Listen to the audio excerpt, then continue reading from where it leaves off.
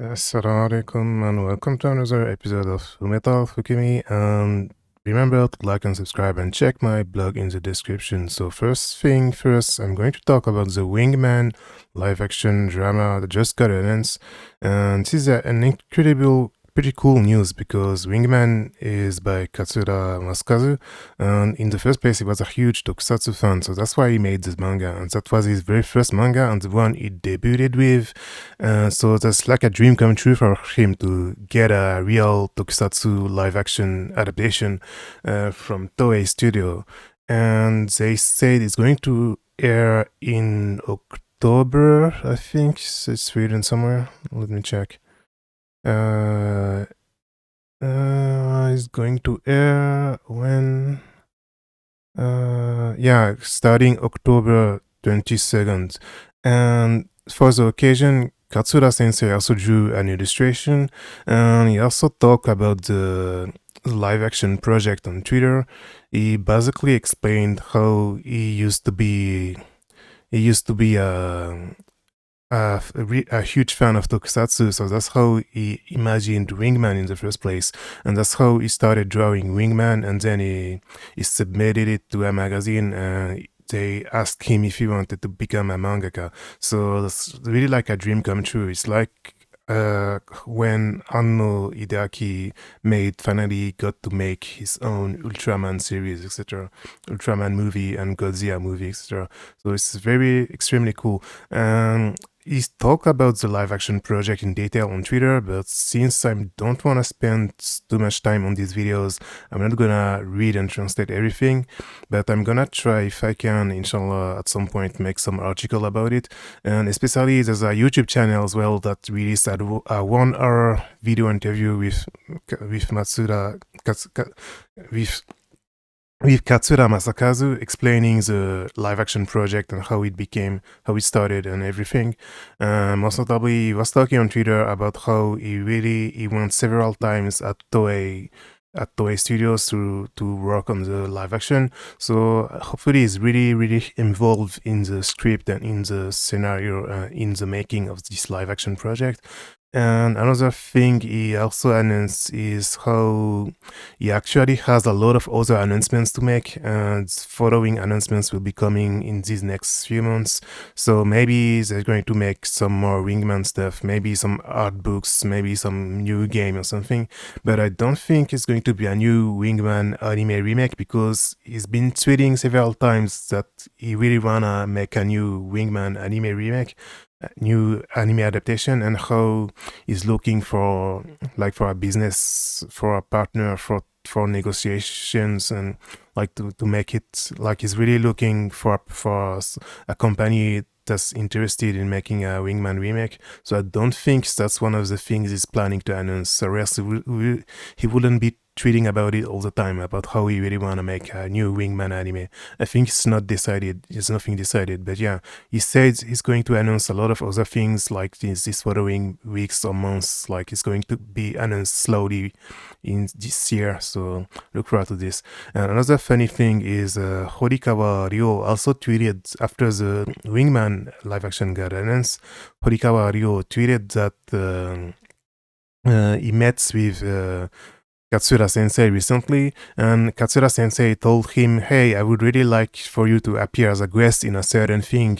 But like, and he's teasing that maybe he's going to appear in the Wingman live action because Horikawa Ryo, of course, is the seiyuu of Vegeta in Dragon Ball, one of the most popular seiyuu of all time. He also did a lot of other really cool roles. He was, for example, he was Shun in the first version of Senseiya as well. More recently, he was also Dunban in Xenoblade, the first Xenoblade game. And he did a lot of roles in his career. And it was his debut role, basically, one of his very first main roles was the protagonist of Wingman, Kenta, Hirono Kenta. So yeah, so it wouldn't be surprising if Horikawa Ryo made a guest appearance in the Wingman live action. So this is pretty exciting, and I really need to actually read the Wingman manga and rewatch the anime one day, because like I've been talking about in a previous episode, Aoi in Wingman is one of my most favorite characters ever, and one of my first hypothetical future wives, and pretty much one of the characters that made me really appreciate blue-haired anime girls. So I'm really excited for this, and for Katsura Sensei, I'm really happy for him. So, very quick news regarding the Gundam Seed movie, Gundam Seed Freedom. Back on August 26th, they announced that there are going to be brand new screenings, one on September 20th, from September 20th to October 3rd, and then from November 1st to November 14th, they are going to air the Blu-ray version of the movie, basically, which had over 500 cuts remade. So the Blu-ray is actually going to release in December 25th, but in these screenings you'll be able to see the Blu-ray version. And most notably, they teased that the Blu-ray version and these screenings will have a brand new epilogue happening after the last scene in the movie. So it is pretty funny because like Gundam Seed wouldn't be Gundam Seed without tons of flashbacks and tons of rehashing and recycling, but also Gundam Seed wouldn't be Gundam Seed without a brand new plus epilogue version with some new scene at the end, because this reminded me immediately of it was called Gundam Seed Destiny Final Plus of whatever it was called, and I don't know if you remember this, but 20 years ago, a little bit, like maybe a few months after Gundam Seed Destiny was the final episode aired, they released a brand new version, a final plus cut version of the episode, which added some brand new scenes and which reanimated some of the fightings to make it so they use less stock footage. And most notably in the final confrontation in the climax, the final confrontation between the villain and Kira and some other people, I'm not gonna spoil it, they changed the scenes, so Asran was there as well, and I remember laughing a lot with my siblings 20 years ago, because it was really funny how it looked like Asran was copy-pasted on the scene, because initially the scene didn't have Asran, and then they added him right behind Kira, so it was really funny. So I'm really wondering what kind of epilogue this is going to be this time. I actually really like the Gundam Seed Freedom movie. I still haven't made an article or a video about it, because long story short, like since the start of 2024, basically I rewatched Gundam Seed with my nieces and I actually really liked it. I think it's a masterpiece. It's much better than a lot of people give it credit for, and it's really good. And as just recently I rewatched Gundam Seed Destiny as well, and Gundam Seed Destiny was just as bad as I remembered it, but at the same time I think the HD versions actually made a lot of things much better.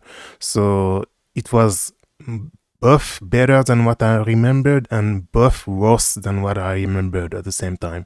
But anyway, so Gundam Seed Destiny, I never really liked it past the first core, past the first 20 episodes or something, like the story gets worse and worse. But the Freedom movie was actually really good in my opinion. Like there's a few things that are a bit weird in my opinion in the movie. Like sometimes it's like there's two movies, because sometimes the movie is taking the viewers for idiots, and sometimes it's taking the viewers for like super geniuses who will figure things out even if you don't tell them anything. So it's really weird. But anyway, I gotta try and make an article and video about Gundam Seed Freedom at some point. But there's going to be an epilogue, brand new version in cinemas, in Japanese cinemas, with an epilogue. So if you're in Japan, you should go and check it out. Sadly, I'm not in Japan, so I will have to wait for the Blu-ray release. So another very quick news I wanted to talk about is how it's the 20th anniversary of the One-chan-Bara series, which is a really funny action game series that started on PS2 by D3 Publisher, and initially it was part of the Simple series. The Simple series was basically a brand of games D3 Publisher started around 20 years ago, which was very cheap games and based on very simple concepts. It was very cheap games based on very simple concepts with simple gameplays. And the One-chan-Bara concept, it was basically be a cute and cool lady in a bikini slaying zombies. So that was a simple concept, and the series continued for 20 years. And in 2019, the last test game in the series, Onechan Bara Origin, was released on PS4 and then on Steam, the Steam version as well. And most notably, it was a remake of the first two games. It was a remake of the story of the first two games. And I really liked it, and it was really, really cool. And most notably, one of the really good things about it was the character design, which is by Enami Katsumi. And Enami Katsumi did a really, really cool job redesigning the characters, Aya and Saki. And they look really, really cute and really, really cool. And you should definitely try and play this series if you didn't, and you should try and play Onishan Bara Origin especially. And Tamsoft is the developer of the series, and Tamsoft recently, a lot of people have been talking about them because they are the developers of the new Bleach game, Bleach Rebirth of Souls.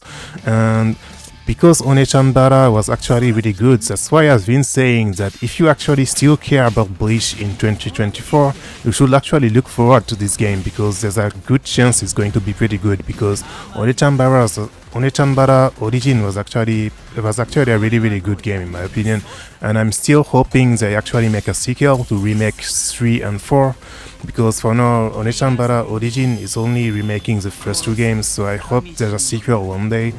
And Enami Katsumi is also the designer of Zero no Kiseki, the first game of the Scrolls Bell arc in the Trials Kiseki series, and he's also the designer of Kuro no Kiseki and Kai no Kiseki. The English name is Trails Through Daybreak. We just released it in English, and there's the sequel that's coming out in English in a few months too.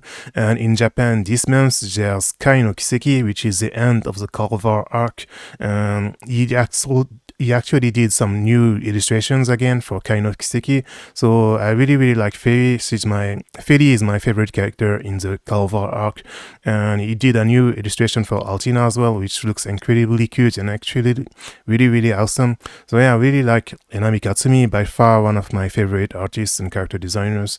So if you never played Onechan Bara Origin, you should definitely try out the game. It's on Steam and it's pretty cheap, and hopefully I really hope they're going to make, this publisher is going to make a sequel at some point. So these last 2 months or so, there was a crowdfunding in Japan for the 25th anniversary of Sister Princess. And Sister Princess is a Bishoujo series that started in the late 90s, and it was extremely popular, especially in the early 2000s. It's a bit difficult to explain, but basically it initially started as a novel in Dengeki magazine, but it was a novel where the readers could participate in how the story went. Like every month is a new chapter. Some of the contents will be decided by the readers and the letters they will send to the magazine. And then there was a game adaptation on PS2, and then in the early 2000s there was some anime adaptations, there were some manga adaptations, and more recently I think it was for the 20th anniversary, but like these last few years and these last few months, they made VTubers versions of the characters. And basically the goal of this crowdfunding was to make new 3D models for more of the Sister Princess characters. And the crowdfunding has ended on August 28th, if I remember correctly, on August 30, and they ended up getting almost 4 times the amount, the initial goal. So it is really cool, and this shows like there's still a lot of fans in Japan of the series. Like over 1,500 people has contributed to the project, so that's pretty cool, and shows there's still a lot of fans in Japan.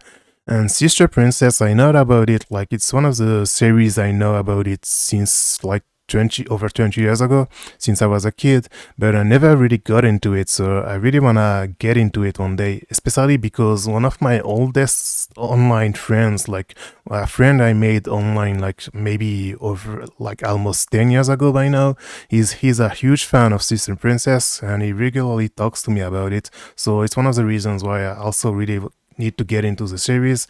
And so yeah, so they got almost 4 times the initial amounts they wanted, so they will be able to do some new models for more of the characters, some new costumes, and they're planning to do some holo models as well. The holo models are basically holographic figures of anime characters. This is something that started getting popular around 10 years ago. I remember even Kinpri, King of Prism, did it at some point as well. So yeah, holo models, with your phone, you can make it so you have a digital figure. And they also announced a lot of stretch goals, and all the stretch goals were reached as well.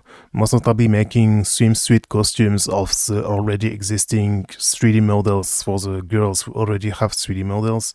And so yeah, so she's really cool. And one of the seiyuu of Sister Princess, there's a lot of popular seiyuu that liked it was one of their first major roles in Sister Princess, and one of these seiyuu is Kuwatani Natsuko, and Kuwatani Natsuko is one of my most favorite seiyuu of all time. She's not that popular, but she was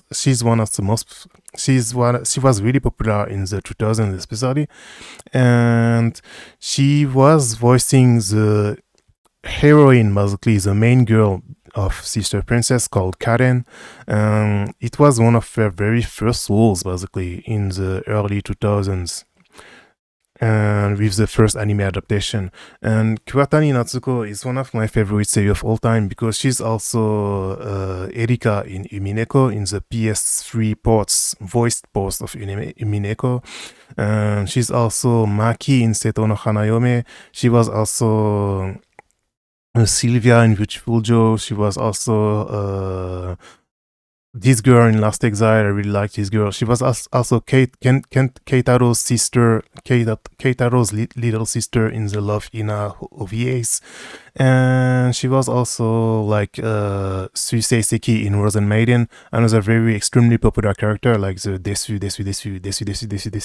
Like she's one of the most famous, iconic characters of otaku culture of the early 2000s. So Kuwatani Natsuko is not like she's not popular, but like nowadays, like she doesn't have that many roles, sadly, because obviously, like I'm always talking about this, but there's like the way the seiyuu industry is more like an idol industry nowadays. So the older seiyuu and the most veteran seiyuu, especially female seiyuu, they don't get that many roles because producers and new projects and new games and gacha games, they tend to go for newer seiyuu and for newcomers. So sadly, she doesn't have that many roles nowadays, but she was very popular at some point. She was Asakura Ryoko, of course, in Haruhi, one of my favorite characters in Haruhi. A really, really cool character. She was also Maki in Seto no Hanayome, and Seto no Hanayome is one of my favorite series of all time. In my opinion, it's one of the funniest series of all time. Like, if you've never read Seto no Hanayome, you should definitely read the manga and watch the anime. It's one of the most. It's so funny, it's so interesting, it's so incredible. The stories, there's so many cool moments in the story. You should definitely watch the anime and then read all the manga. And sadly, I don't think the manga was ever fully fan translated, so you'll have to read the final volumes in Japanese. And she's also Yae in Yozakura Quartet. Yozakura Quartet is also one of my favorite series of all time. In my opinion, Yozakura Quartet is one of the best post-2000s shonen. Like, in my opinion, it's one of the real successors of Dragon Ball, of Hokuto no Ken, of Sensei, etc. It's much better than Naruto, Bleach, One Piece, etc. All the popular series. Like, it's an incredible shonen from Square Enix. From Square Enix, from Shonen Serious. It's monthly, it's still ongoing, and the mangaka is Yasuda Suzuhito, who is the recent character designer of Digimon games and of Devil Survivor from the Shin Megami Tensei series, etc. She's also Kasuga in Sengoku Basara. She's this girl in Saki. Like, she did a lot of really cool and famous roles in the 2000s. She's Arf in the in Nanoha. Like she did a lot of cool roles, and she's most notably Erika in Umineko. And anyway, so yeah, and she did this really cute illustration to thank the fans who supported the crowdfunding. And Kuwatani Natsuko, she's also one of the many seiyuu who is streaming on YouTube, and she actually started streaming like several years ago, like maybe 6 or 7 years ago. I'm pretty sure she's one of the seiyuu who was already streaming before the pandemic, and nowadays she's most notably streaming Tears of the Kingdom. So if you already finished the game, or if you aren't scared of spoilers, you should check out her TOTK streams. It's always really funny, and yeah, so she's one of my favorite seiyuu of all time. So I'm really happy a lot of people in Japan that still care about Sister Princess, and I really gotta get into the series myself at some point.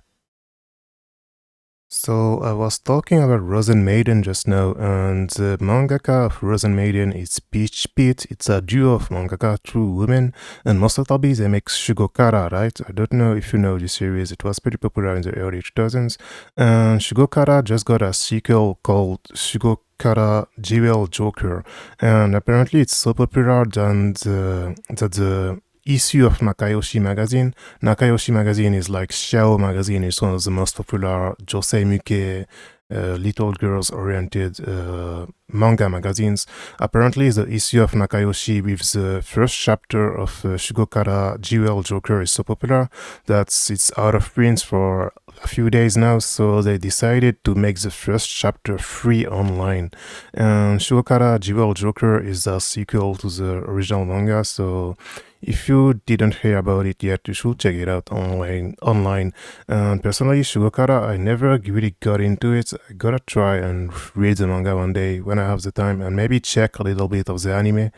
And yeah, so like this is something like for anime boomers, because I don't think like the Netflix era, etc. I don't think they even know about Shugokara by now. And staying on the topic of Josei Muke and Kodomo Muke, it's the 20th anniversary of Oshare Majo Love Gun Berry, which was originally a Sega arcade game for little girls with fashion and a rhythm game mixed with fashion where you could customize your characters. They must also be doing an exposition of the series in Japan right now until September 16th. And there's an article about it from Xiao with some photos of the expo, etc. And one thing I want to talk about is I already mentioned this, but Pretty series, Pretty Rhythm, the very first Pretty Rhythm game was heavily inspired by Oshare Majo Love and Berry. And it's very funny because for the 20th anniversary, Pretty series, the current arcade game, and the current series Himitsu no Aipri, it's currently airing. It's a current arcade game. They made a special collab with Love and Berry, and in episode 27 of the series, which is going to air on October 6th, Love and the Berry, they're actually going to appear in Pretty series. So this is really incredible. Like, to give you an example, she's just like I was talking. She's just like I was saying earlier about the Katsura Masakazu getting Wingman and real tokusatsu adaptation. And it's just like when Anno made his own Ultraman movie and his own Kamen Rider movie. Like, it's the same thing. Like, imagine the thing that inspired you and the thing that you copied, basically, they make a collab with you. So it is really incredible. And I really gotta watch Himitsu no Aipiri because I still haven't finished watching Piripara yet. Like, back when it was airing, I never finished season 3, so I gotta watch Idol Time, I gotta watch Idol Land, and then I gotta finish watching Prichan as well. Prichan, I only watched the first season. I gotta watch season 2, season 3, and Watcha Primaji, I gotta watch it as well, all 50 episodes, and I gotta catch up on Himitsu no Aipri to watch this Love and Berry episode. Like, they remade them with the Himitsu no Aipri character design style, so it is really, really cool, and I'm really excited for this. So yeah, this is going to air on October 6th, and hopefully by then I will have an actual video on 3D series to introduce the franchise to people who don't know what I'm talking about every time. So, Project KV is a tentative name of the game by ex-Blue Archive developers, has finally revealed some key visuals of its characters, and they most notably revealed some of the staff, and the main scenarist of Project KV is going to be Isaku-san, and Isaku-san is basically one of the original creators of Blue Archive. He was one of the composers and one of the scenario writers of Blue Archive. He's going to be he's one of the original creators of Project KV. So they revealed some of the story and some of the characters. He's very Blue Archive feely, and most notably there's this girl. She looks exactly like, I think her name was Iroha or something. Like, I'm not very familiar with Blue Archive because I don't like it. But anyway, so she's really funny because seeing one of the staff is one of the artists of Project KV was one of the artists for Blue Archive, so they just remade the same characters, and it even looks like they're doing the same Halo thing, the same Halo teams as well. And this is one of the things I want to talk about in my article talking about gacha games character design. Blue Archive, one of the things it has going for it is how they decided to give each character a specific Halo. So this way, even if you don't know the character, even if the character looks blonde as hell, you can immediately tell that this is the Blue Archive character because they have a halo, right? So it seems like it's doing the same thing here. And so yeah, I'm still looking forward, like I'm still curious to see how this will go, even if I doubt I will actually play this game. But yeah, so she's pretty funny, like, because this is the same stuff, like they just remade the same characters, which is really funny.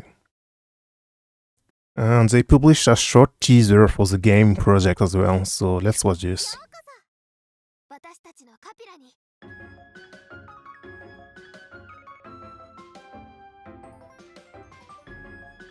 So yeah, it's very, very Blue Archive themed. It's the same, exact same vibes. Even the colors, etc. Like and the different school, like the different sections of school with different groups with different characters, like it's extremely similar. So yeah, I really gotta finish my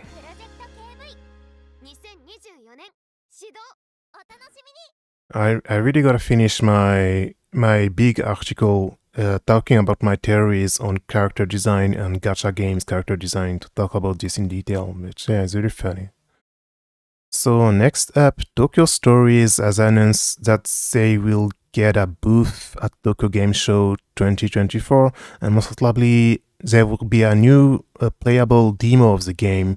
And Tokyo Stories is a game I've been following for like 2 or 3 years on Twitter, and it's an ADV adventure game set in Tokyo. You play as this girl, and she's basically looking for this girl who disappeared. And it's like an adventure game where with some really cool pixel art, and you gotta travel and explore Tokyo to try and find this girl. And yeah, there's like fixed screens, like fixed camera screens, and you control this character with 3D pixels, and it looks really, really great. So I'm really hoping the development is going well because like it's been at least like 3 or 4 years or something. I'm following the developers on Twitter, and they're really cool people because they often make some advertisement for other indie games, and like they try to push other people and to try and showcase the work of other people. So they're really, really cool developers. So I really hope their games work well as well. And sadly, I'm not going to be at Tokyo Game Show, but if so, I would definitely try it and pay them a visit because they're really cool. And so yeah, if you never heard about Tokyo Stories, definitely follow them on Twitter and check it out. So yeah, they will have a booth at Tokyo Game Show this year to showcase a new demo of the game. Another very quick news is that Avex and Tatsunoko, they uploaded the first 4 minutes of King of Prism Dramatic Prism 1, which is the latest movie in the King of Prism series, which is part of Pretty Prism. It's a direct sequel to Pretty Prism Rainbow Life. So it is one of my favorite series of all time, like I always say. And the movie is currently in Japanese cinemas, and I remember for Pride the Hero, the second movie in 2017 they did the same thing. They uploaded the first 5 minutes on YouTube. I'm not gonna click play because I think if I do so I'm gonna get striked, so I'm not gonna show you the thing. But yeah, it's one of my favorite series of all time, and if you're listening to this and if you're in Japan right now, you should definitely go and check out this movie. So I just wanted to quickly mention it. Sadly I can't show you anything because I definitely think I'm going to get striked if I show the movie itself. Another very short news to talk about a shoujo series I really like, and I actually need to finish reading the manga one day. It's Tokimeki Tonight. It's a series from the 70s or from the 80s, and I remember watching a little bit of the anime. I gotta finish watching the anime. Yeah, it was aired in 1982, and the manga was in just around the same time. So I remember watching a little bit of this because I think it aired in France, or I don't think it aired in France, but I'm not sure. But I really started getting into it around 15 years ago because I was friends with a lot of Italian otaku, and in Italy it's called Ronzi la Strega, and it's really popular there. So they talked to me about it, so I started reading it as well. But anyway, there's actually a sequel manga of this, and it's really rare that a sequel like this happened because in this sequel it's taking place 40 years later, and basically Ronzi, she's a grandma now, and she's in her 40s, and it's about her and her grandchild. So it's a really interesting manga. I gotta try and read one day. I gotta finish reading the original manga and then read these sequels. So this is really funny. And I remember around 10 years ago, they even released another prequel this time, which was focused on Ranze's parents, her parents. So yeah, and Tokimeki Tonight, if you never heard about it, you've definitely at least seen this once. It's the ending theme of the anime, and it's one of the most legendary ending themes. Like, I'm not gonna play it all because I don't wanna get striked, but like, if you definitely already seen this, and this is like I wouldn't say it's a meme because it's not as like I don't think like non-otaku etc. I don't think they even know about it. But yeah, Tokimeki Tonight, like, it's a really cool, interesting series. I really gotta try and read it one day. So I wanted to talk about how there's a sequel manga. So if you are a fan of Tokimeki Tonight and you've never heard about the sequel, you should go and read it. So another quick news regarding the Lollipop Chainsaw remake that's going to release pretty soon. So the director of the game, Yasuda Yoshimi, who is one of the producers at Dragami Games, previously called Kadokawa Games, he's been communicating about the game really well over on Twitter, and he basically explained the differences between the original game and the remaster, the remake, and how the remake version also has an original mode, which is exactly the same game but with some gameplay changes. And this is really cool that he's very transparent, and he's communicating in English and in Japanese, and he's detailing all of the changes and how Tamura Yukari is also one of the new voices for the heroine. So this is all really cool, but I also wanted to talk about this because sadly one of the reasons why he's doing this is because of the vocal minority, the people like the grifters who are always complaining about censorship and who are always complaining about woke and all of these kind of dumb things. Like, so it's really cool that he's doing this, but the reason why he's doing this is kind of sad when you think about it, because they're always like harassing translators and trying to say, hey, you go broke and all this kind of dumb stuff, right? So yeah, and this is really cool, but sadly, like, I wish more and more developers were as transparent, especially when it comes to remake projects, but they need to be transparent for the right reasons. So it's kind of suck that he's kind of forced to be this transparent, because there are always in his replies, there's always people complaining about censorship, and these kind of people, most of the time, like, they don't even know anything about otaku culture, they don't even know anything about Japanese games, and a lot of people, they are complaining, but they don't even play the thing they're complaining about. They don't even watch the anime they're complaining about, etc. It's very common. And one anecdote, I remember the stupidest thing I've ever read. One of the stupidest things I've ever read was in back in 2020, before the Final Fantasy VII remake was about to release. And I remember reading an article about how Tifa having socks now is a censorship by Square Enix because they wanted her to show less skin. And this is one of the stupidest things I've ever read. And this guy, he claimed to be an otaku specialist, etc. And he didn't even know what Zeta Hiroiki is. And this is crazy because there's even a Wikipedia page about this and explaining like this is a very, very, like very, very typical Japanese fashion that's been existing for over 20 years. And that's why they changed Tifa's design in the remake, in FS7 remake, to give her a Zeta Hiroiki. And this guy was complaining how it's censorship. Like, so yeah, you should even engage with these people, and you shouldn't even read and reply to these people. But anyway, this is really cool that Yasuda-san is so transparent, and I hope other developers will be as transparent as like this as well in the future. Another very quick news is how Great Mazinger anime is celebrating its 50th anniversary.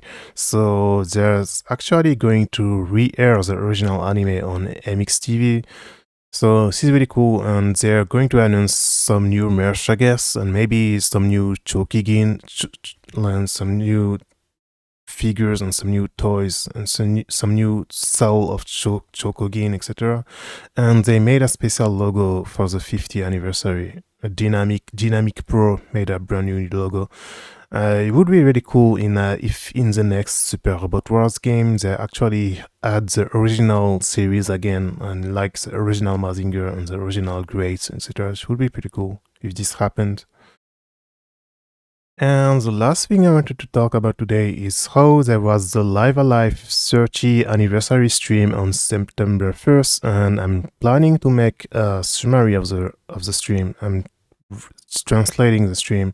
And one thing I wanted to talk about is at the end they talked about the Super Robot Wars DD collab with Live Alive and how they added Akira and Matsu on the steel giant Buriki Daio in the game.